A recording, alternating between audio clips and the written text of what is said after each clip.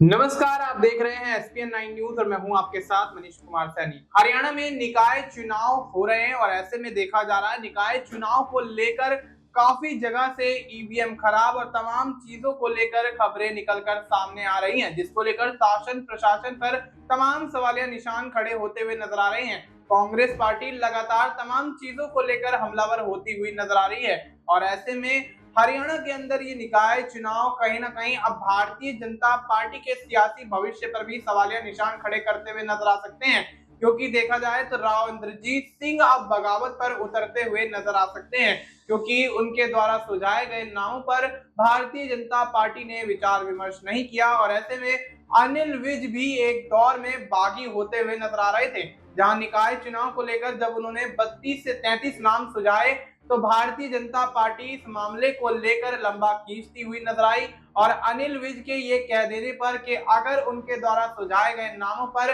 Bharatiya Janata party मोहर नहीं लगाती है तो वो बड़ी बगावत कर देंगे। उसके बाद स्थिति सुधरती हुई नजर आई और अनिल विज के द्वारा सुझाए गए सभी नामों पर मोहर लगती हुई नजर आई। लेकिन देखा जा रहा है कि भारतीय जनता पार्टी की तरफ से लगातार ये बयान निकलकर सामने आ रहे हैं कि निकाय चुनाव के बाद अनिल विज पर बड़ा एक्शन हो सकता है। तो क्या अनिल विज पर भारतीय जनता पार्टी के एक्शन के बाद अनिल विज बदले में पार्टी से बड़ी बगावत करते हुए नजर आएंगे? क्या हरियाणा के निकाय चुनाव में अपने उम्मीदवारों की जीत के बाद अनिल विज भारतीय जनता पार्टी के साथ बड़ा खेला करते हुए कांग्रेस की तरफ जाते हुए नजर आएंगे? ये तमाम वो सवाल हैं जो हरियाणा की राजनीति में भारतीय जनता पार्टी के सियासी भविष्य पर कहीं ना कहीं सवालिया निशान खड़े करते हैं। इन सवालों के जवाब देने के लिए हमारे साथ वफा मौजूद है। वफा, बहुत बहुत स्वागत है आपका। वफा, किस तरह से देखते हैं हरियाणा के अंदर आम चुनाव होता है तो अनिल विज बागी होते हुए नजर आते हैं, भारतीय जनता पार्टी पर दबाव बनाते हैं। उसके बाद जब हम देखते हैं हरियाणा के अंदर विधानसभा चुनाव का माहौल बनता है तब अनिल विज सीएम पद को लेकर पेच फंसाते हुए नजर आते हैं, सीएम बनने की मांग करते हुए नजर आते हैं। उसके बाद भी भारतीय जनता पार्टी के अंदर माहौल बिगड़ता हुआ नजर आया। लेकिन अब निकाय चुनाव को लेकर अनिल विज द्वारा जो 32 नाम सुझाए गए हैं उनको भारतीय जनता पार्टी ने तवज्जो तो दे दी, लेकिन क्या लगता है कि क्या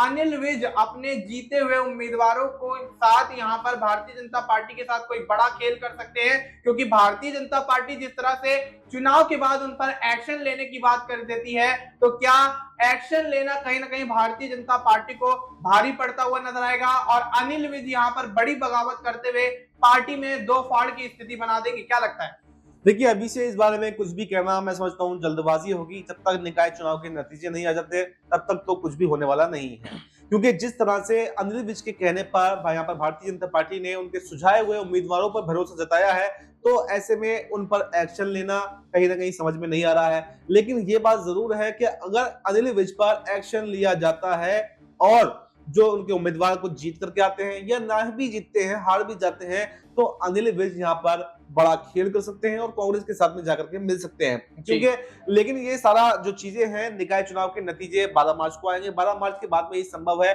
उससे पहले ऐसी कोई भी खबर नहीं है कि इन पर एक्शन हो सकता है या पार्टी छोड़ सकते हैं। क्योंकि ये जब नतीजे आएंगे, अगर उनके जो समर्थित लोग हैं वो जीतते अगर हैं, तो यहाँ पर कहीं ना कहीं अनिल विज का कद पार्टी में बढ़ भी सकता है। बढ़ इसलिए सकता है कि उन्होंने जिस नामों को सुझाया था वो जीत जाते हैं, तो ये जाहिर सी बात है कि उसको अपने आप उसका कद बढ़ जाएगा, उसकी पार्टी के अंदर पूछ बढ़ जाएगी, तो जो बगावती सुर यहाँ पर थे वो सब के सब खत्म हो जाएंगे और हो सकता है कि कोई बड़ी जिम्मेदारी भी यहाँ पर अनिल विज को दे दी जाए। लेकिन इसके उलट सवाल यही है कि अगर वो उम्मीदवार हार जाते हैं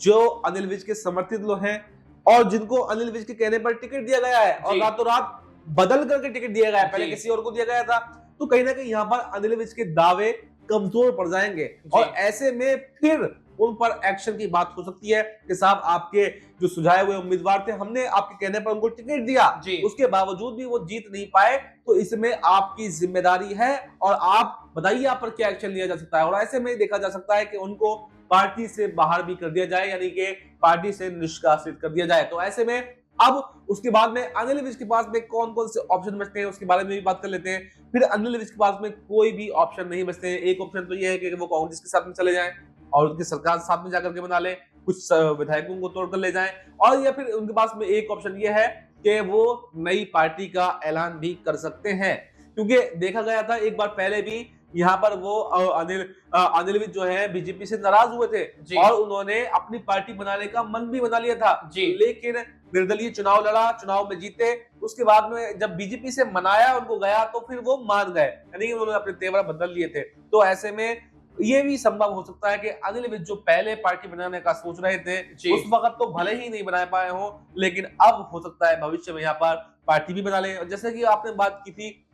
राव इंद्रजीत सिंह की, राव इंद्रजीत सिंह भी यहाँ पर बीजेपी से नाराज हैं। ऐसे में कहा यह जा रहा है कि अगर दोनों नेता ये साथ में आ जाते हैं, राव इंद्रजीत सिंह और अनिल विज, तो यहाँ पर बीजेपी हरियाणा के अंदर तहस नहस हो सकती है, यानी कि मुख्यमंत्री तो जाएगा, हरियाणा की सरकार तो जाएगी, निकाय चुनाव में भी नुकसान होगा और आगामी लोकसभा चुनाव में भी बहुत बड़ा नुकसान हो सकता है, क्योंकि राव इंद्रजीत सिंह और अनिल विज जो अपना दबदबा हरियाणा के अंदर रख सकते हैं, इससे कोई भी अछूता नहीं है। ये हर कोई जानता है कि राव इंद्रजीत सिंह की बात क्या है, अनिल विज की बात क्या है, तो इनको हल्के में लेना यहाँ पर बीजेपी को भारी पड़ सकता है। तो मुझे नहीं लगता कि यहाँ पर बीजेपी कोई भी एक्शन अनिल विज पर या राव इंद्रजीत सिंह पर लेने वाली है। जी बिल्कुल, तो ऐसे में अनिल विज के दबदबे को देखकर यही कयास लग रहे हैं कि भारतीय जनता पार्टी शायद उन पर कोई एक्शन ना ले, लेकिन जिस तरह से ये बातें निकलकर सामने आ रही हैं तो उससे स्थिति साफ है कि भारतीय जनता पार्टी कोई बड़ा फैसला जरूर निकाय चुनाव के बाद अनिल विज को लेकर कर सकती है।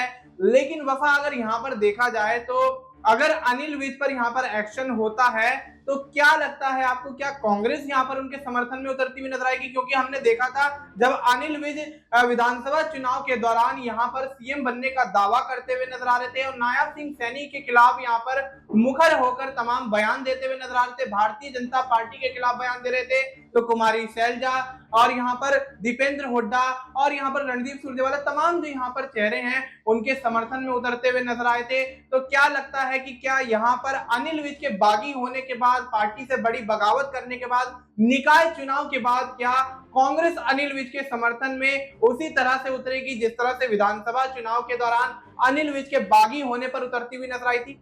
देखिए मनीष, हमारे पास समय थोड़ा कम है, इसलिए मैं बस शॉर्ट में इसका जवाब देना चाहूंगा। देखिए बिल्कुल यहाँ पर जब कोई नेता किसी से बागी होता है, चाहे वो कांग्रेस का हो चाहे बीजेपी का हो, तो विपक्ष के दरवाजे उसके लिए खुले हुए रहते हैं और वो खुले हुए इसलिए रहते हैं ताकि उसको भी फायदा पहुंचे। कोई भी जो अच्छा नेता होता है, बागी नेता होता है, दूसरे विपक्ष वाले उसको कैच करते हैं कि ताकि हमें उससे फायदा मिल सके, हमारा समर्थन हमारा बढ़ सके। तो ऐसे में बिल्कुल कांग्रेस के दरवाजे खुले हुए हैं और कांग्रेस तो ये चाहेगी कि अनिल विज उनके पास में आए और अकेले ना आए बल्कि 10-12 विधायक लेकर के आए, जिससे कि सरकार भी यहाँ पर कांग्रेस की बन सके। तो ये बिल्कुल पूरी संभावना है। अगर यहाँ से बीजेपी से पत्ता साफ अनिल विज का होता है तो वो फिर कांग्रेस के साथ में जाएंगे और कांग्रेस के साथ में जाकर यहाँ पर